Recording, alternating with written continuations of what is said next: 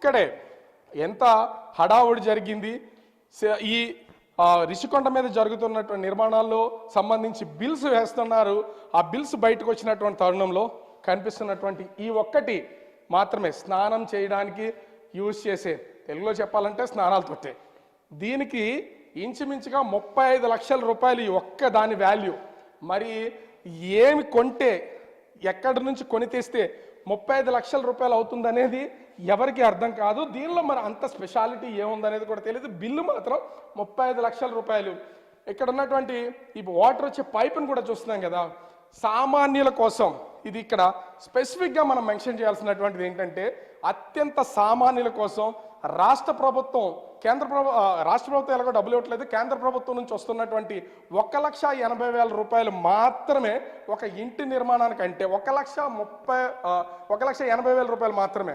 అంటే ఒక ఇల్లు మొత్తం, ఒక పేద కుటుంబం నుంచి వచ్చినటువంటి ఒక ఇల్లు మొత్తం నిర్మించుకోవడానికి 1,80,000 అయితే ఈ కనిపిస్తున్నటువంటి స్నానం చేయడానికి యూజ్ చేసే స్నానాలతోటే దీని కాస్తే 35 లక్షలు.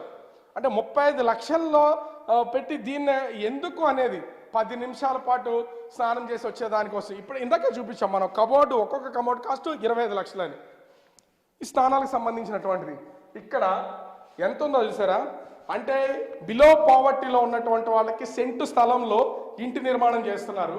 ఆ ఇంటి నిర్మాణానికి సంబంధించి చూస్తే స్నానం చేసే ఈ స్పేసియస్ ఉన్నటువంటి ప్లేసే ఒక బెడ్రూమ్, ఒక సాధారణమైనటువంటి పేద కుటుంబంలో నివసించేటువంటి వాళ్ళకి ఇది ఒక బెడ్రూమ్. అట్లాంటిది స్నానం చేయడానికి చూస్తున్నాం కదా ప్రతిదీ. ఇంకా వాటర్కి సంబంధించినటువంటి సప్లైకి ఏమి ఇచ్చినటువంటి పరిస్థితి అయితే లేదు.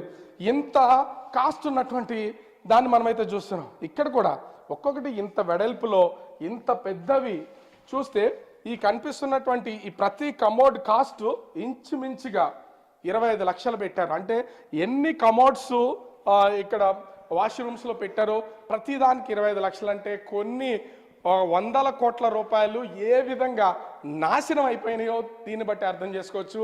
ఒకవేళ వీటిని చూస్తున్నాం కదా, ఇన్ని కబోర్డ్స్ ఉన్నాయి, ఇందాక చూపించాం మనం కబోర్డ్స్, అవన్నీ కూడా ఈ మసాజ్ చేయించుకుంటే ఆ మసాజ్ కావాల్సినటువంటి ప్లేస్లు. ఇక్కడ కూడా బట్టలన్నింటినీ వీటిల్లో పెట్టుకుని ఇక్కడ స్నానం చేసి రెడీ అయినటువంటి పర్సన్స్ ఇలా బయటికి వచ్చి ఇగో ఇక్కడ ఉన్నటువంటి బెడ్రూము, ఈ బెడ్రూమ్లోనే వాళ్ళు ఆ సేద తీరడానికి పడుకోవడానికి ఉండే ఆ ప్లేస్ అనమాట. ఇది చూడడానికి ఎంత అద్భుతంగా ఉందో దీన్ని బట్టి అర్థం చేసుకోవచ్చు. ఈ బిల్డింగ్ ఇంకో ప్రత్యేకత ఏంటంటే, ఎవరు రారు కాబట్టి, సీఎం హై సెక్యూరిటీ కాబట్టి ఖచ్చితంగా ఏసీలు ఉండాలి, ఫ్యాన్లు వేయాలి, ఇట్లాంటిది ఏమీ లేదు. ఎందుకంటే నిరంతరం ఇక్కడ అంటే అవకాశం ఏమన్నా ఉంటే బయట వైపుకి వెళ్ళడానికి డోర్స్ తీసే అవకాశం ఉంటే ఒకసారి మనము బయట వైపుకి వెళ్ళే లోపల నుంచి బయటికి, బయట నుంచి లోపలికి వెళ్ళే ప్రయత్నం అయితే చేద్దాం. కానీ డోర్స్ అన్నీ కూడా ఇప్పటికే లాక్ చేస్తున్నాయి, ఏ ఒక్కరు కూడా వెళ్ళకుండా. ఇది తీసుంది